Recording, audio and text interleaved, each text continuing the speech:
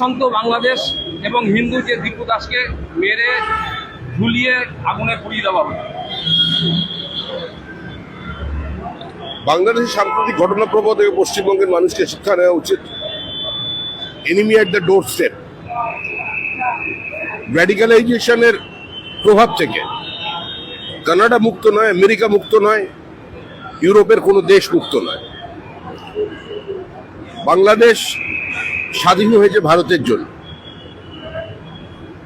নেত্রী ছিলেন শ্রীমতী ইন্দিরা গান্ধী। আজকে তার কুশপুত্তলিকার সঙ্গে কি কাজ চলছে বাংলাদেশের মানুষের জানা। কিন্তু বাংলাদেশে রবীন্দ্রনাথের মূর্তি ভাঙা হচ্ছে, আর পশ্চিমবঙ্গের মালদায় তৃণমূল কংগ্রেসের ছাত্র নেতা রবীন্দ্রনাথের ছবিতে আগুন দিচ্ছেন।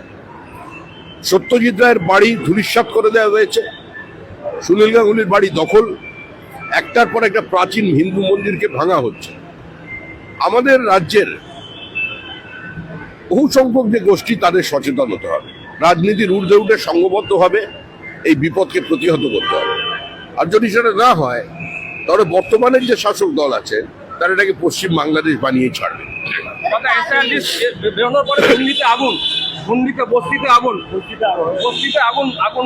কোথায় কোথায়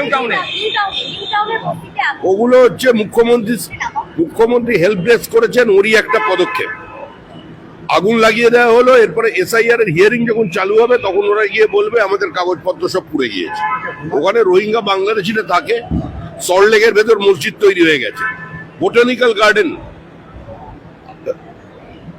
আমাদের ন্যাশনাল প্রাইড, সেই বোটানিক্যাল গার্ডেনের ভেতরে মসজিদ, জলের লাইন, এখানে গুলশান কলোনি, কে ইলেকট্রিসিটি দিচ্ছে কে জল দিচ্ছে কেউ জানে না। কলকাতা আবার দখল হবার পথে। 1946-এর সময়কার যে পরিস্থিতি ছিল কলকাতার, আজকে সেটা আবার ফিরে আসতে চলেছে।